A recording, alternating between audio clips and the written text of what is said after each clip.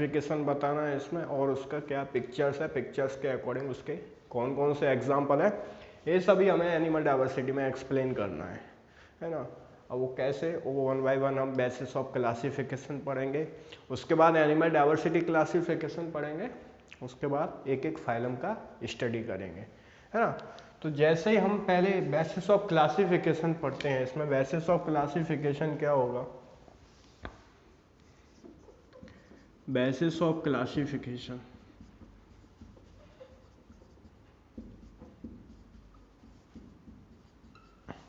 First basis of classification, ये basis of classification क्या होता है ना। इसके ओनली 3 पॉइंट्स का स्टडी करेंगे। हमें किसी का नेम बताना है, या उसका फंक्शन बताना है, या उसका नोमेनक्लेचर आइडेंटिफाई करना है ना। तो बेसिस ऑफ क्लासिफिकेशन के अंडर वो सभी पॉइंट्स आते हैं।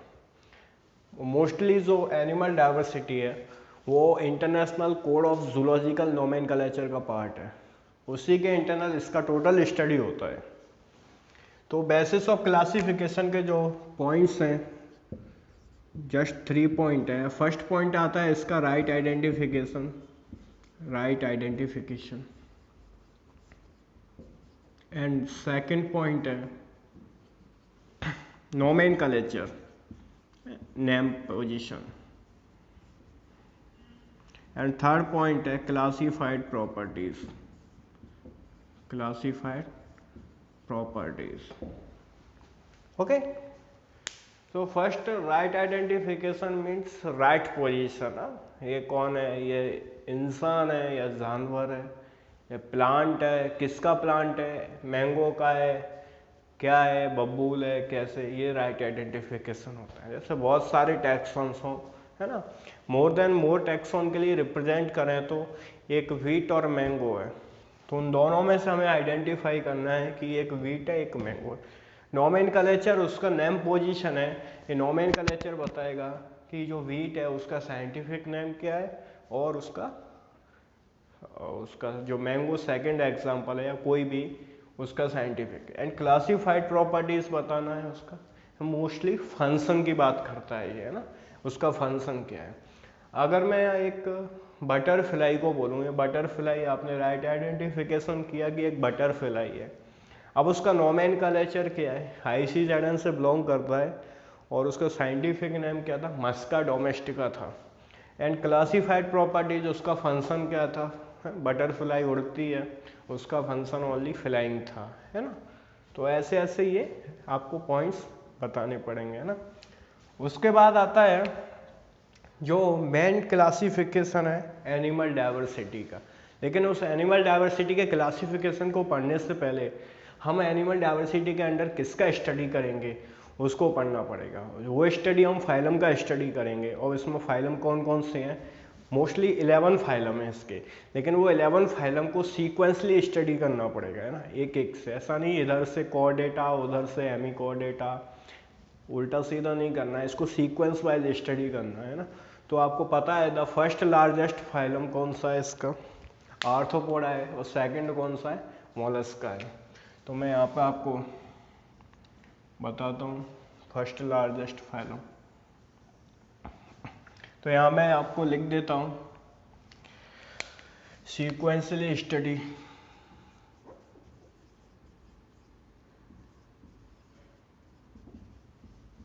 Sequence wise phylum. और इधर कौन कौन से फाइलम आते हैं इसके अंदर मैं बता दूँ। राइट ऑर्डर क्या है उसका, राइट ऑर्डर जो फर्स्ट फाइलम है, मैं नेम के थ्रू बताता रहता हूँ। जो फर्स्ट लार्जेस्ट फाइलम है उसको आर्थ्रोपोडा बोलते हैं, आर्थ्रोपोडा। और जो सेकंड फाइलम है उसको मोलस्का बोलते हैं, मोलस्का, मोलस्कन्स होते हैं। जो थर्ड फाइलम है उसको पोरीफेरा बोलते हैं, पोरीफेरा। और जो फोर्थ फाइलम है ना, इसको मैं याद करने का तरीका भी है इसको, अगर किसी इंसान को याद नहीं होता है ना, तो सेकंड आता है अपने पास रेक्टाफिकेशन, और वो रेक्टाफिकेशन के थ्रू भी याद कर सकते हैं, वो आपको बता दिया जाएगा। जो थर्ड फाइलम पोरीफेरा है, एंड फोर्थ इसका सिलेंट्रेटा है। इसी लाइन से आपको याद करना पड़ेगा इसको, सिलेंट्रेटा। फिफ्थ फाइलम टीनोफोरा है एंड सिक्स्थ फाइलम प्लेटी हेलमंथिस एंड जो नेक्स्ट फाइलम है वो यहाँ पे लिख देता हूँ एस्केल हेलमंथिस।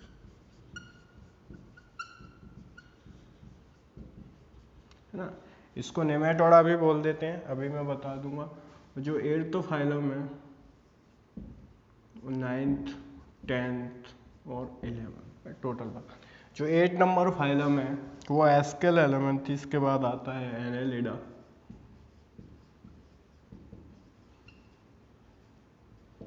और एनेलिडा के बाद आता है एकाइनोडर्मेटा, इकाइनोडर्म्स बोल देते हैं उसको, है ना, इकाइनोडर्म्स। नेक्स्ट आता है वो हेमिकॉर्डेटा होता है, हेमिकॉर्डेटा। ओके, और जो नेक्स्ट आता है फाइनली वो कॉर्डेटा होता है।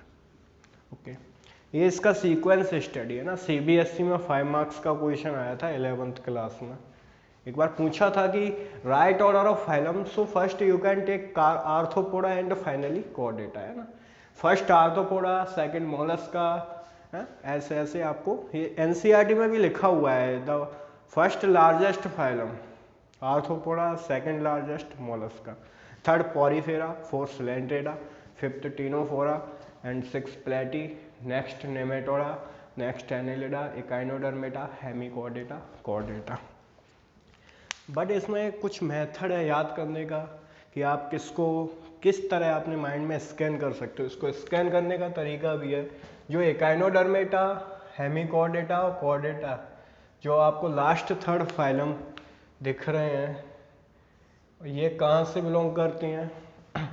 टाइप्स ऑफ प्रोटोकॉर्डेटा है ये कौन है? Types of Protochordata, types of Protochordata, है ना। लास्ट के जो 3 फाइलम है आपको दिख रहे हैं, और जो लास्ट का ये एनेलिडा, एस्केल एंड प्लेटी हेलमंथिस, ये कहाँ से बिलोंग करते हैं? है ना, ये इस टाइप्स ऑफ हेलमंथिस। ओके, ये भी याद हो जाएगा लास्ट के 3। और ये आपको याद करने पड़ेंगे ना, इनमें कोई लॉजिक नहीं है, बस इनका बॉडी है ना वो टिश्यू लेवल ऑफ ऑर्गेनाइजेशन है ना, बस ऐसे थोड़ा ध्यान रख सकते हैं। ओके, ऐसा थोड़ा इनको याद करना पड़ेगा। लेकिन मैं एक कॉन्सेप्ट भी समझा रहा हूँ, जो इनका एक रेट अपॉन ओबीसी है, वो आपको एनिमल डाइवर्सिटी ऑफ क्लासिफिकेशन में बताया जाएगा। बट उससे पहले मैं आपको यहाँ बता देता हूँ कि रेट अपॉन ओबीसी का मीन्स क्या होता है। रेट अपॉन ओबीसी, ये मेथड क्या बोलता है? Rate upon OBC. इस रेट अपॉन ओबीसी का मतलब पता होना चाहिए, वहाँ क्लासिफिकेशन में आपको समझाया जाएगा।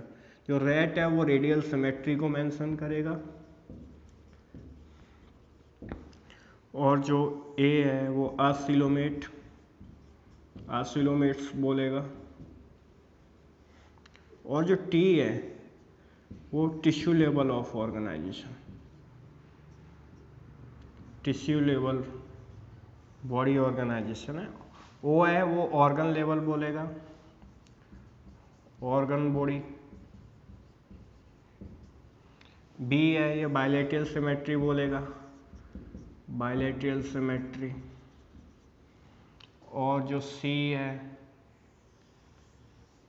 वो सीलोमेट बोलेगा। लेकिन जहाँ पे अगर निमेटोडा का बात हो तो वहाँ सीडोसिलोमेट होता है ना, तो हम वहाँ पे सी को हटा देंगे एंड पी लगा देंगे तो सीडोसिलोमेट हो जाएगा, है ना, सीलोम फॉर्म को बोलेगा।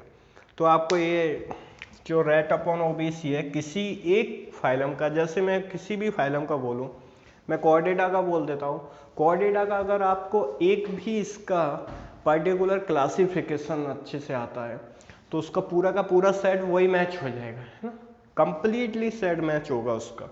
जैसे बताया कॉर्डेटा के मैं बॉडी ऑर्गेनाइजेशन का पूछूं तो बॉडी ऑर्गेनाइजेशन आपने ऑर्गन लेवल आइडेंटिफाई किया तो इसका सिमेट्री भी बायलैटरल सिमेट्री हो जाएगा, नेचर ऑफ सीलोम भी सीलोम हो जाएगा। So it is called rate upon OBC for every body phylum.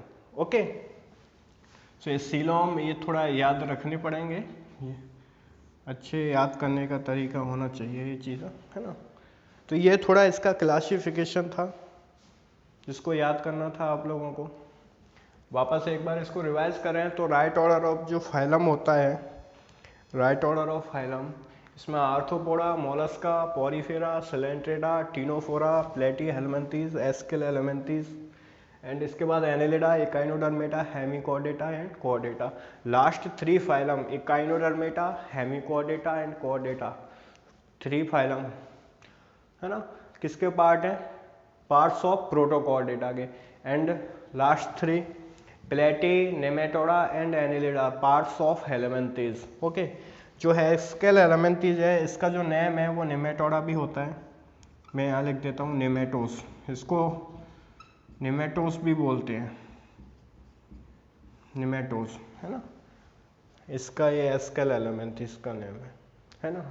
ये एस्केरिस पार्ट के लिए बोला है मोस्टली, जो एस्केरिस होता है ना उसका बॉडी ऑर्गेनाइजेशन स्प्रिंगलर स्ट्रक्चर में होता है, निमोटिव्स प्रेजेंट होता है, इसके लिए इसको एस्केल एलिमेंथीज बोला है ना। और यहाँ पे ऐसा कोई फाइलम नहीं है, इसका पर्टिकुलर एक एक फाइलम का आपको क्लासिफिकेशन और उसके बाद आपको उसका एग्जाम्पल बता दिया जाएगा, पिक्चर भी बताएगा। देखो जो भी पिक्चर है इसका जो कुछ क्लासिफिकेशन के कुछ पॉइंट्स ऐसे हैं 3 to 4 पॉइंट्स कि उस क्लासिफिकेशन के पॉइंट से ही आप पिक्चर को देखकर ही उसको बता पाओगे उसका आंसर। पिक्चर देखा तभी तो उसका सिमेट्रिकल शेप बताओगे। जैसे ह्यूमन बींग्स कॉर्डेटा से बिलोंग करता है, तो बताइए कि कॉर्डेटा में जो ह्यूमन बींग्स है उसका सिमेट्री क्या है। तो symmetry are divided into 3 types, radial, bilateral and asymmetry. And human beings for which one is the right answer for human beings? Radial, bilateral, asymmetry, all of these.